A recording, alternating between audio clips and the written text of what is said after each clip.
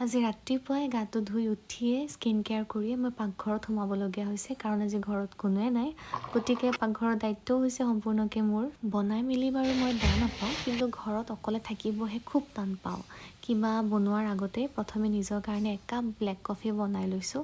আৰু দুপৰীয়াৰ সাজটো চিম্পলকৈ বনাইছোঁ আজি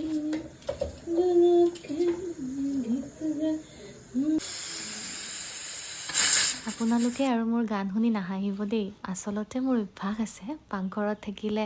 গান শুনি বা কিবা এটা গান গুণগুণাই থাকি ভাল পাওঁ আৰু পাকঘৰত থকা সময়খিনিত মুখত কিবা এটা ভৰাই থাকিব পালে ভাল লাগে গতিকে ফ্ৰিজৰ পৰা চকলেট ওলাই তাকেই খাইছোঁ আৰু দুপৰীয়াৰ সাজ আদি একদম চিম্পলকৈ বনাইছোঁ